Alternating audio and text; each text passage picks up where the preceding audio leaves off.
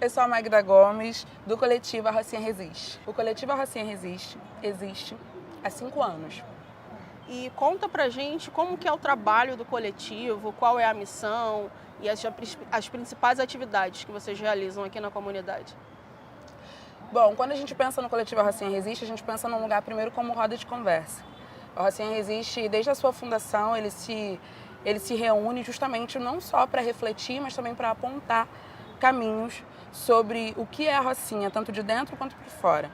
E aí, essa rede mobilizadora que se organizou para pensar e discutir Rocinha e propor encaminhamentos para dentro desse lugar, a gente começou primeiro pensando como as intervenções militares que estavam acontecendo aqui na Rocinha, no momento em que ele foi fundado, iriam impactar a vida dos moradores. A partir do momento em que a gente entendeu que a gente precisava se organizar e fazer alguma coisa, a gente foi entendendo que não dava para ficar na roda de conversa. Não como apenas excludente, mas também a partir daí.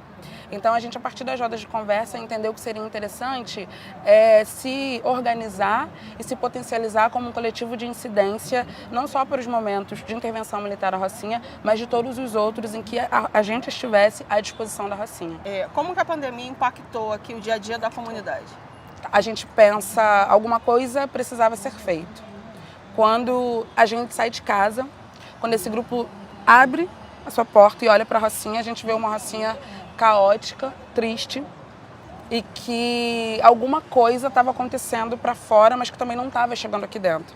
O que estava acontecendo no mundo? Tantas notícias, tantas coisas acontecendo, mas dentro da Rocinha parecia que nada estava acontecendo.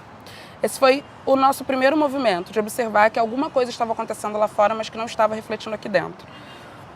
Mas isso durou muito pouco. Logo no segundo momento, a gente viu o quanto que isso começou a impactar aqui dentro. A gente começou a perceber diversas informações, entendimentos que vinham sobre que vírus era esse, o que isso iria fazer. A gente sabia que alguma coisa iria acontecer.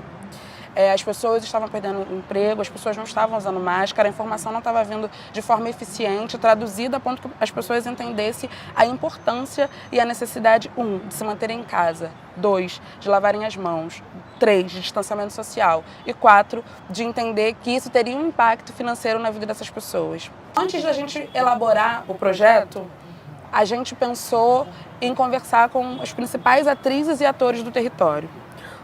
O posto de saúde, o Centro Municipal de Saúde Albert Sabin, na figura especialmente da Maria Helena como diretora então desse espaço, que nos orientou exatamente o que a gente precisava entender e desmiuçar na saúde.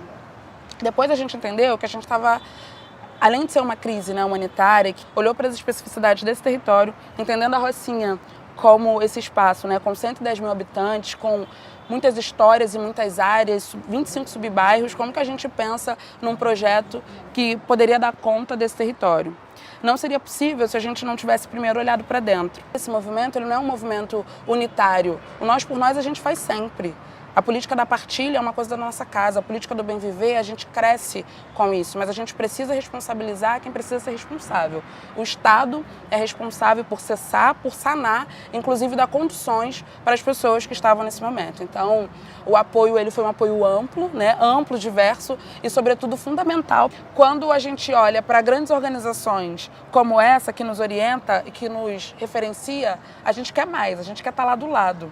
A gente quer estar construindo e a gente quer dividir também as estratégias sobre estar representado, sabe? Estar representado não só nos resultados, mas também nas análises, nas criações. E eu me sinto esperançosa e acredito que o futuro caminha para isso. Caminha para que mais de nós estejamos nesse lugar. É muita responsabilidade, Você vê, a Rocinha tem 110 mil habitantes. Estou eu aqui hoje, saudando todos aqueles que me deram condições de estar falando aqui, porque tudo isso é acúmulo de orientação dos meus mais velhos, orientação da galera que a gente anda junto, orientação de amigos e processos de outras favelas que a gente acompanha, mas, sobretudo, apontar uma representação física, estar lá, estar do lado, fazer parte do Conselho Popular de Saúde da Rocinha. O que eles estão fazendo? Como eles estão fazendo? Como eu posso colaborar? Como eu posso ampliar? A gente precisa entender o quanto essa via de mão dupla ela é necessária. É a partir da troca que a gente consegue ampliar os nossos horizontes, a gente consegue ser justo e representar aqueles que, de alguma maneira, não conseguiram estar ali. Então, eu acredito no poder da troca, eu acredito na potência da coexistência para a gente ir junto e próximo daquele mundo que a gente sonha. Política do bem viver é isso, né? Tá relacionado a criar um espaço bom, potente e feliz para aqueles que habitam. Para a gente era muito importante contar com a Organização Mundial de Saúde como eixo de informação, já que a gente sabia que o governo federal não estava produzindo informação necessária.